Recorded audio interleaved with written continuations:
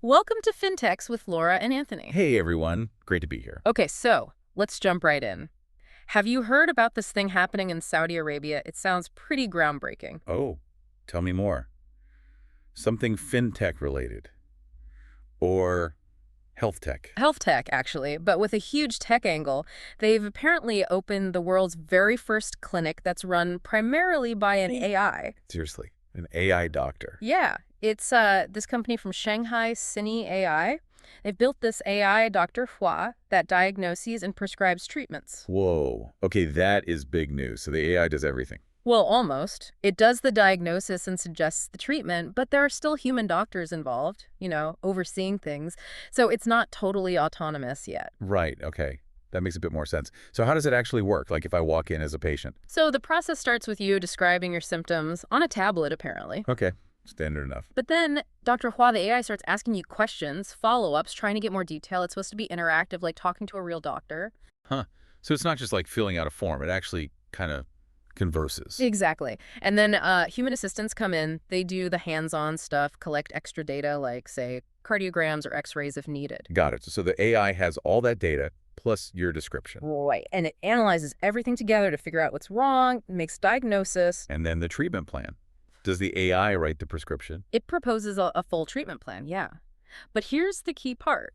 That plan then goes to a real human doctor for review and approval. Ah, the oversight step. Precisely. And interestingly, that reviewing doctor, they don't actually examine you directly. Their job is purely to validate the AI's work. That's quite a shift, putting a lot of trust in the AI's diagnostic ability. How accurate is it supposed to be? Well, get this. The CEO of chinaai, Zhang Xiaodian, he reported an error rate in tests of less than 0.3%. 0.3, that's incredibly low.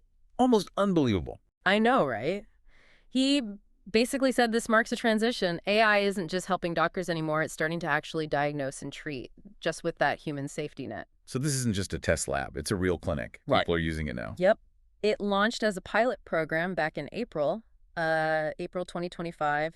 It's in the Al Asa region of Saudi Arabia. And what can it handle right now? Everything. Yeah, they're starting focus, mainly respiratory complaints right now, things like asthma, pharyngitis, about 30 conditions, I think. Okay, a specific starting point makes sense. And here's a smart move. During this pilot phase, the service is completely free. Ah, data collection. Makes sense. Get lots of real-world cases to refine the AI and prove it works. Exactly. And they definitely have bigger plans. They want to expand Dr. Hua's expertise to cover around 50 diseases soon. Oh, like what? Including things like gastroenterological issues and skin conditions. And they're already talking to other hospitals in Saudi Arabia about setting up more clinics like this. Wow. So Saudi Arabia is really their launch pad internationally.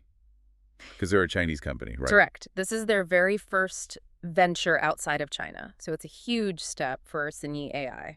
And this pilot, I assume it's crucial for getting regulatory approval over there. Totally. All the data they're gathering now, that's going straight to the Saudi authorities for review. Any idea how long that might take? Yeah.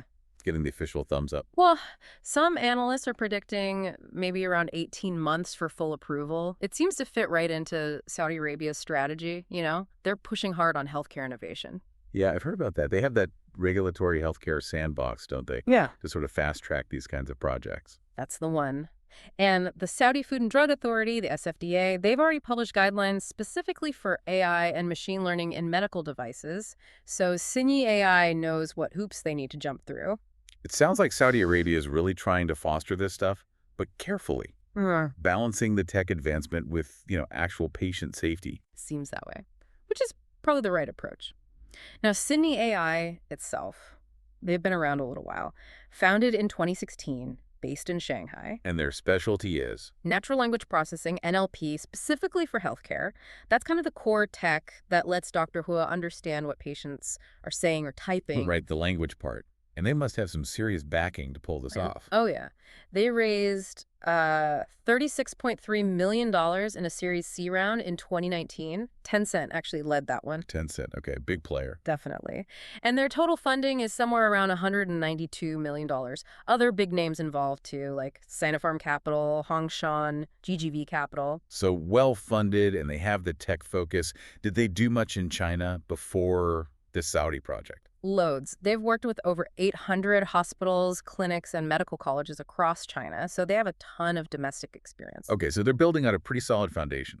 This partnership in Saudi with the Al Musa Health Group, it's their first international step, but they're not starting from scratch. Not at all. It really positions them, right at the forefront globally for this kind of AI-driven healthcare. It's genuinely fascinating. I mean, the potential implications for healthcare access and efficiency, it's huge, Absolutely. We'll definitely need to keep an eye on how this develops, both in Saudi Arabia and, well, potentially everywhere else eventually. for sure. A space to watch. Stay tuned for more updates, but don't forget to like, share, and subscribe.